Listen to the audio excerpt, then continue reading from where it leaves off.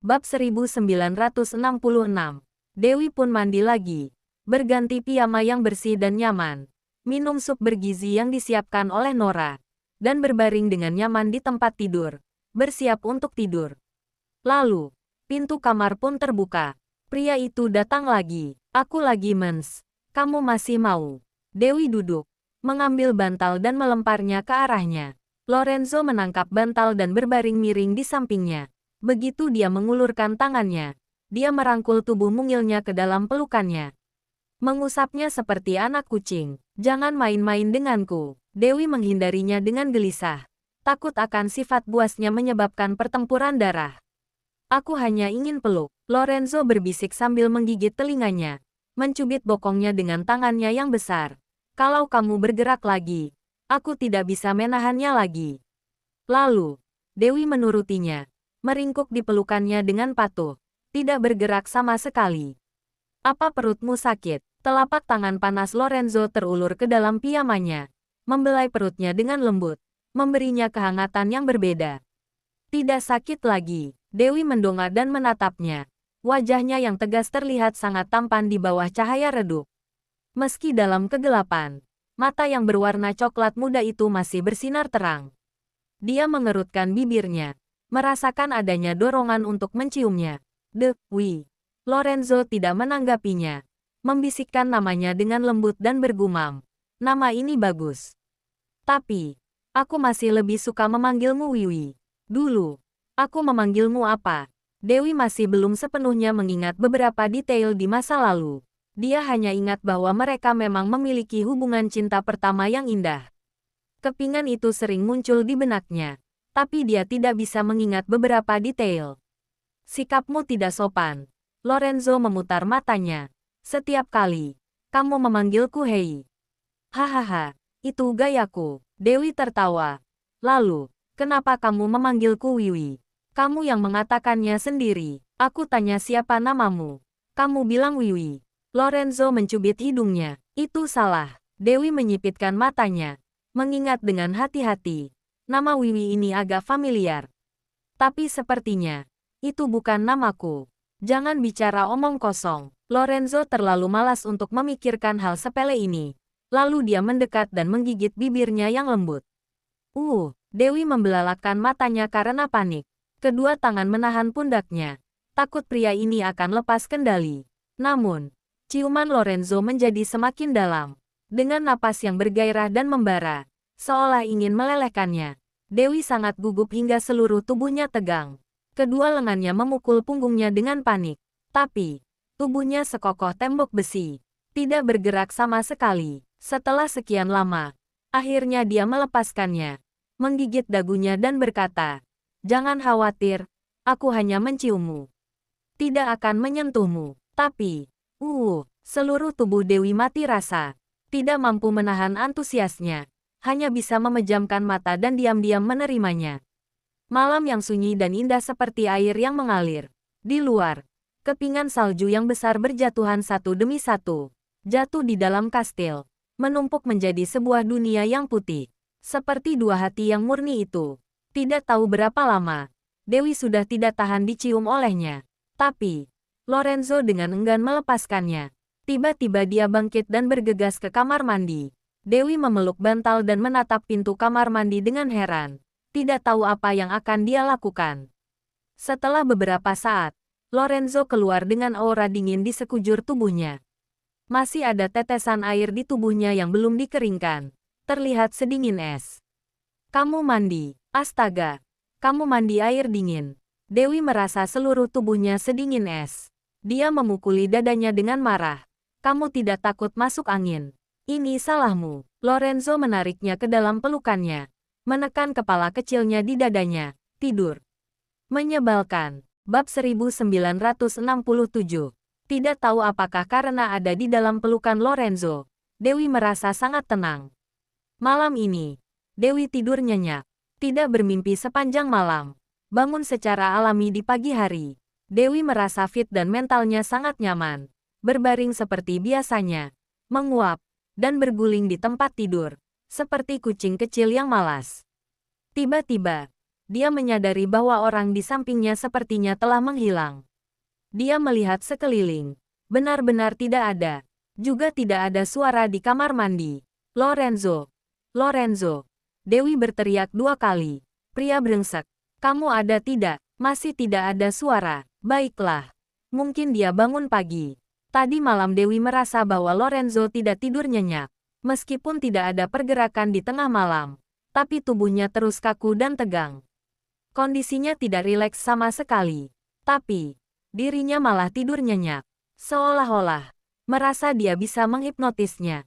Suasana hati Dewi sangat baik. Lalu bangun untuk mandi. Pada saat ini, terdengar ketukan di pintu. Lalu suara Nora terdengar. Nona Wiwi, bolehkah aku masuk? Silahkan masuk. Dewi masih menyikat giginya. Mulutnya dipenuhi dengan busa. Nora masuk bersama 2 pelayan untuk merapikan kamar. Dan membawakan Dewi teh jahe gula merah untuk menghangatkan perutnya. Nona Wiwi, turunlah setelah minum teh. Tuan sedang menunggumu untuk sarapan. Ya, Dewi merapikan dirinya dan turun bersama Nora. Lorenzo duduk tegak di ruang makan. Sedang sarapan. Meja penuh dengan sarapan lezat. Semuanya masakan Nusantara. Dan itu makanan favorit Dewi. Pagi, Dewi berjalan ke meja makan dengan energi. Duduk dan mulai makan. Tingkah lakunya ini benar-benar seperti anak kecil. Pagi, Lorenzo menatapnya sambil tersenyum. Sorot matanya terlihat sangat memanjakannya. Makan pelan-pelan. Tidak ada yang merebutnya darimu. Enak. Yang ini juga enak. Mulut Dewi penuh makanan. Dan berkata sambil makan, aku ingat. Sepertinya, aku tidak makan apa-apa tadi malam. Hahaha. Lorenzo tidak bisa menahan tawanya. Berarti kamu diperlakukan dengan tidak baik. Dewi tidak membalasnya. Dan terus makan. Lorenzo menyesap tehnya dengan anggun dan melihatnya makan sambil tersenyum. Seolah, ini juga semacam kenikmatan. Tuan, Nona Juliana ingin bertemu Anda. Pada saat ini, bawahan datang untuk melapor. Beritahu dia, aku tidak punya waktu sekarang. Lorenzo melihat jam tangannya. Suruh dia datang lagi saat malam. Baik, bawahan segera pergi untuk menyampaikan. Datang lagi saat malam. Keempat kata kunci ini, seperti 2 tulang ikan yang menusuk di tenggorokan Dewi. Dia tidak bisa makan lagi. Meletakkan peralatan makan. Menyeka mulutnya dan menatap dingin ke arah Lorenzo. Kenapa tidak makan lagi? Lorenzo menatapnya sambil mengangkat alisnya. Karena aku sedang tidak bisa. Kamu langsung suruh orang lain datang. Dewi menyipitkan mata dan bertanya dengan marah. Perencanaan ini dilakukan dengan baik ya? Lorenzo tertegun sejenak. Lalu tertawa. Hahaha, kamu cemburu. Cih, Dewi memelototinya. Bangkit dan hendak pergi. Lorenzo buru-buru menahannya. Lalu memerintah bawahannya. Katakan padanya, tidak perlu datang lagi saat malam. Sore minta Jasper pergi mencarinya dan sampaikan pesanku. Baik, bawahan itu segera menyusul keluar. Sekarang sudah oke. Lorenzo menatap Dewi sambil tersenyum. Dewi duduk dan merasa dirinya sedikit tidak masuk akal. Sebenarnya, Lorenzo seharusnya tidak tertarik pada Juliana. Jika tidak, ia tidak mungkin berkata demikian di hadapannya. Mungkin saja, mereka hanya membicarakan bisnis. Memikirkan hal ini, dia pun berubah pikiran dan berkata, sebenarnya, aku tidak bermaksud begitu. Kalau kamu ingin menemuinya, temui saja. Aku tahu, kalian mungkin membicarakan bisnis. Bisnis apa yang aku bicarakan dengannya? Lorenzo berkata dengan santai. Membicarakan bisnis, tidak dengan dia. Jadi maksudmu, membicarakan masalah pribadi? Dewi bertanya dengan tidak senang. Bab 1968. Mungkin, jawab Lorenzo dengan santai. Wajah Dewi muram lagi. Mengerutkan bibir. Coba ini. Lorenzo menaruh sebagian kue ketan untuknya. Koki baru yang membuatnya. Dewi telah kehilangan nafsu makannya. Saat berbicara, bawahannya datang untuk melapor lagi. Tuan, pesawat pribadi sudah disiapkan. Ya, Lorenzo menjawab. Menoleh dan berkata pada Dewi. Saat kembali ke kota Bunaken, patuh dan jangan pergi sembarangan. Jeff akan bertanggung jawab untuk mencari tabib Hansen itu. Ketika dia mendarat, Urusanku juga mungkin sudah selesai dan akan segera sampai ke sana. Baiklah. Dewi berpikir akan segera berpisah. Hatinya sedikit enggan. Kamu urus masalahmu sendiri dulu. Jangan khawatirkan aku. Sebenarnya, aku, tuan panggilan dari Pak Presiden. Awalnya, Dewi ingin memberitahu Lorenzo bahwa Tabib Hansen adalah gurunya. Tapi saat ini, Jasper datang dengan membawa ponsel. Lorenzo menjawab telepon. Pak Presiden, aku akan segera ke bandara. Oke. Tiba di sana jam 10. Apa yang mendesak? Baiklah. Aku akan secepatnya. Setelah menutup telepon, Lorenzo melirik jam tangannya, tapi dengan santai berkata pada Dewi. Makan lagi. Tidak usah buru-buru. Tidak, ayo.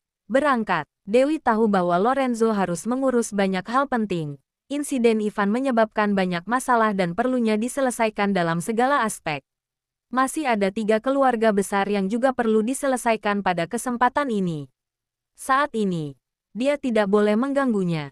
Baiklah, aku akan meminta Koki pergi bersamamu. Kamu tidak akan lapar di pesawat. Lorenzo mencium keningnya dan memerintahkan para bawahannya bersiap-siap untuk berangkat. Nora mengambilkan ransel Dewi dari atas. Dewi memeriksanya. Semua perhiasan dan dokumen ada di dalam.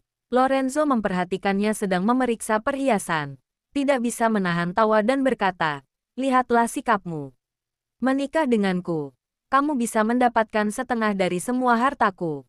Apa gunanya perhiasan kecil ini? Benar juga, Dewi tiba-tiba menyadari. Jadi, berapa banyak harta yang kamu miliki? Untuk sementara, tidak tahu. Aku belum pernah menghitungnya. Lorenzo benar-benar menjelaskan dengan serius. Tapi perhiasan ini, kamu bisa mengonfirmasi setiap hari. Miliaran perhiasan.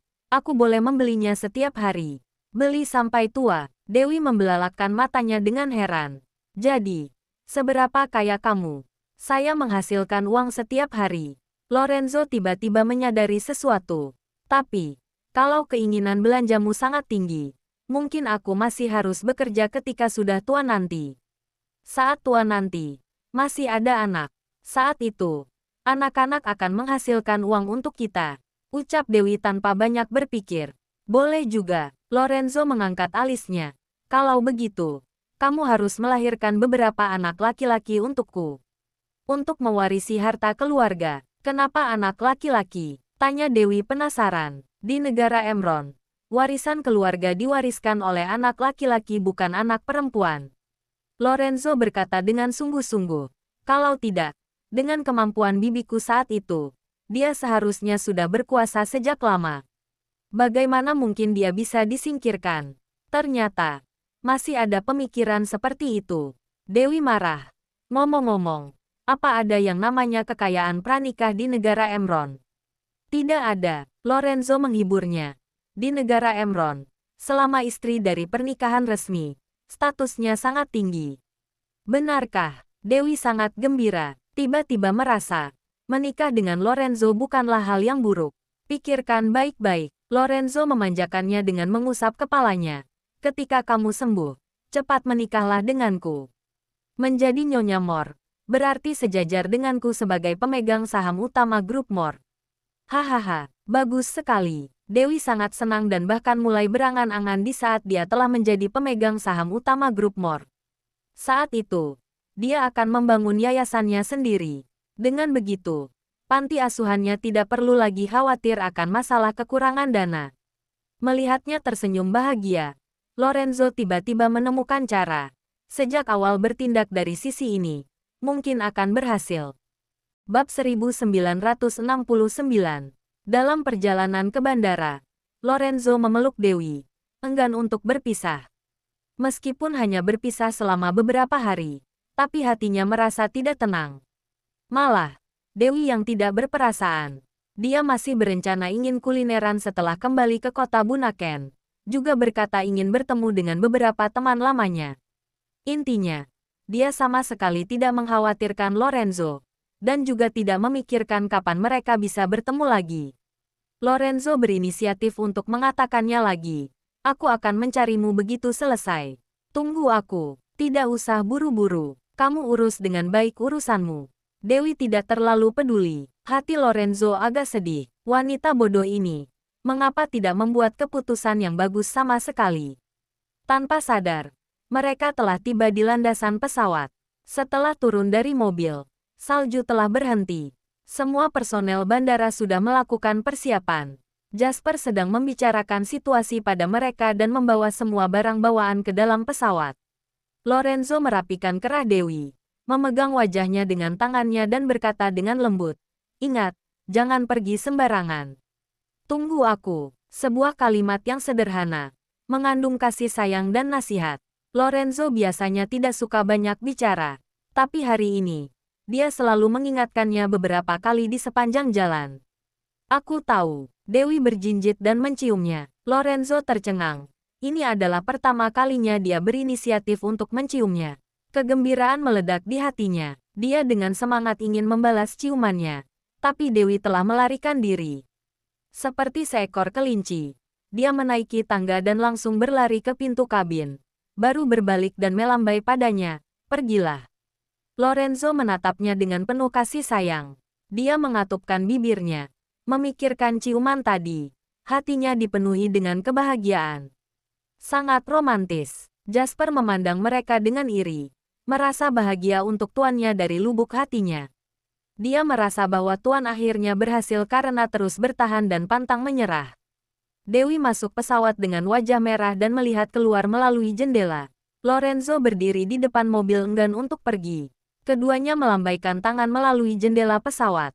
Pada saat ini, Dewi merasa sangat tidak rela. Dia mulai mengetahui dengan jelas posisi Lorenzo di hatinya.